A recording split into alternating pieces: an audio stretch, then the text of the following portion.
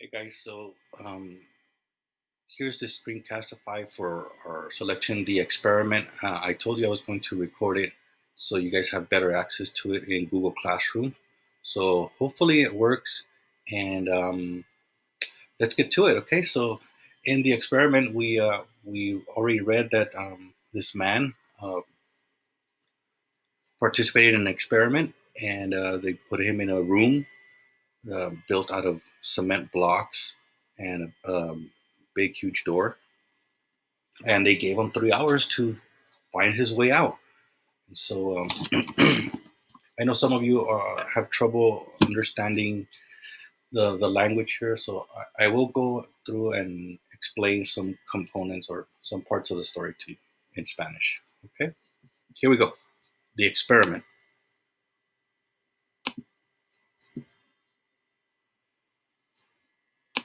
There was no way out.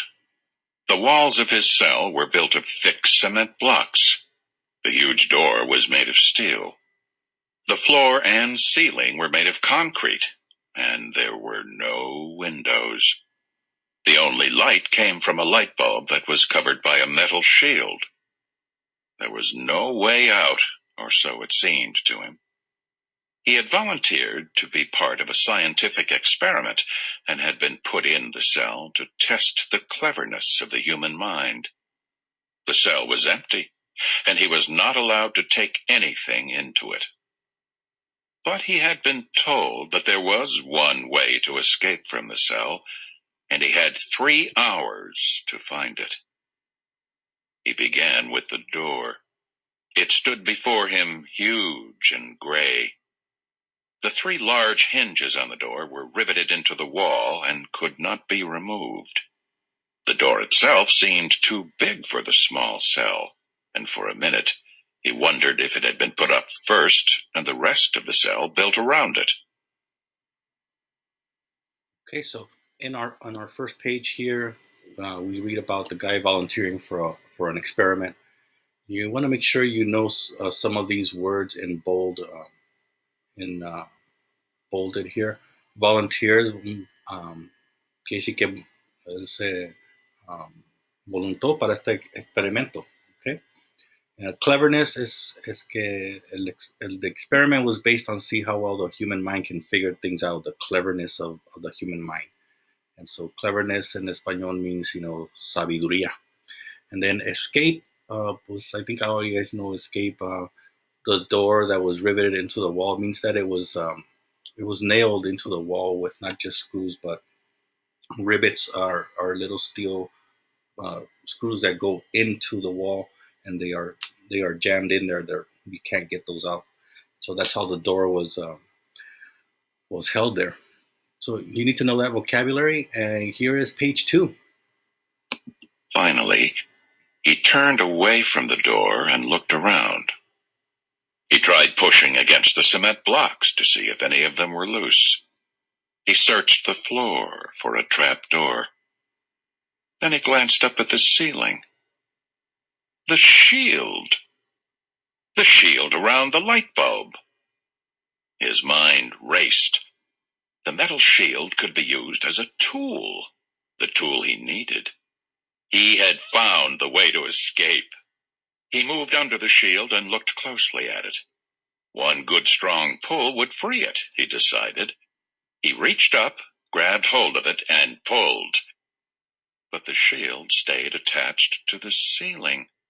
He grabbed the shield again, twisting it as he pulled. He felt it rip free, and he fell to the floor, clutching his treasure.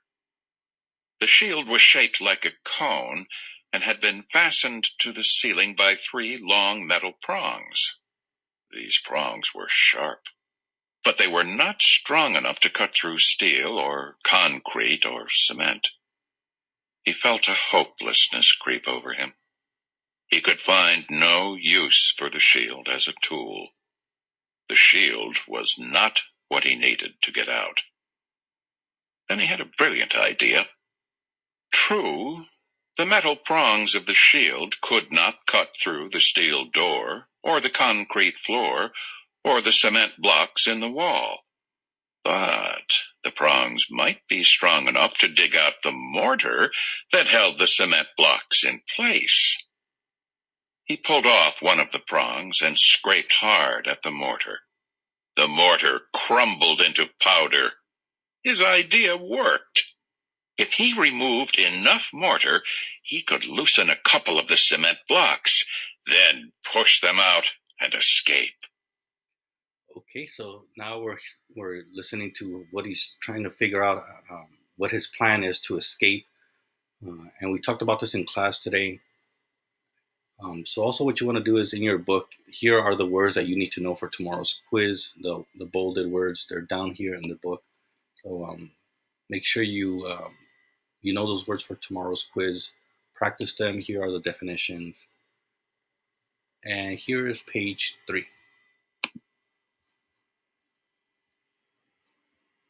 He selected 2 blocks near the door and set to work. The prong dug into the mortar and sent it flying out in a steady stream. The prong was just what he had needed. Now he was sure he would escape. But his hand made a sudden careless twist, and the metal prong broke into 2 useless pieces. At first a wave of anger stunned him. Then he remembered that the shield had 2 more prongs. He pulled off another prong and went back to work. He decided he must be more careful. Nothing must go wrong. There was still plenty of time left. Soon he had chipped out 4 inches of mortar, but the jagged edges of the cement blocks had torn the skin off his knuckles. His hands were bleeding from a dozen burning cuts. His back and shoulders hurt from the strain of working in one position. The mortar dust blew into his eyes and down his throat. The work dragged on, slower and slower. Suddenly the second prong broke. For a minute he welcomed the excuse to stop working, but the thought of failure sent him back into action. He pulled off the third and last prong and went to work again. He was a man who did not like to lose. He had to win. The work dragged on. He became numb to the pain in his hands, to the ache in his shoulders. His fingers moved blindly, and his attack against the mortar grew weaker and weaker. At last he broke through. He had dug out enough mortar so that now he could see light between the cement blocks. With a spurt of new energy, he chipped away at the rest of the mortar. Of course there was a way out. He had found it, hadn't he? He had proved that a clever mind could solve any problem. That's how he had done it, with his own cleverness. At that instant, the third prong snapped in his hand. He stared at the useless pieces. Then, in a blind rage, he slammed his fist against the wall. Behind him, the door of the cell opened slowly. His time had run out. His part of the experiment was over. He was not allowed to talk about the experiment or about his plan of escape.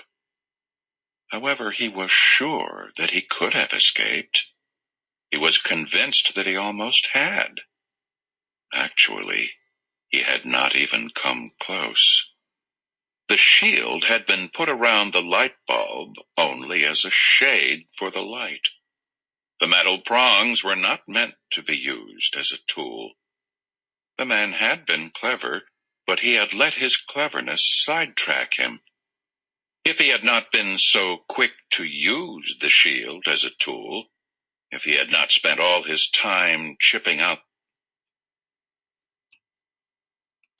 the mortar, and if he had not stopped searching the cell, he might have found the real way out. He might have discovered that he could have left the cell as easily as he had entered, for the huge door had never been locked. All right, so there you go.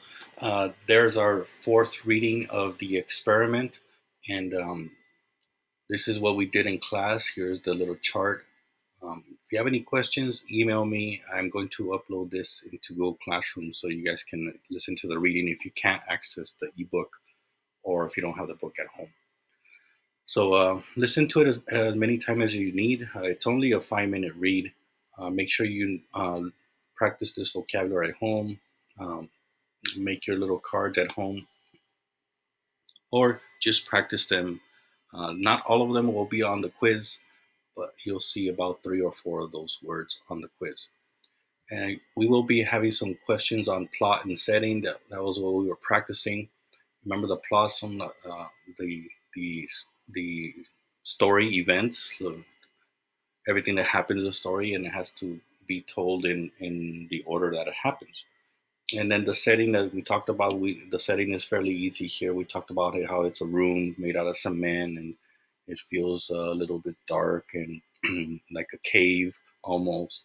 So you need to know the elements of the story plot and setting. Those are your two reading skills that you will be quizzed on tomorrow. And then the other parts of the quiz will have the elements of the story and then vocabulary. So all this stuff we've done in class, and so to take this video and read it a few times, get your work done on Google Slides, and good luck on your quiz. All right. Si necesitan ayuda en español, me pueden mandar un mensaje a mi correo electrónico y yo les respondo ahí. Okay. Okay. Thank you.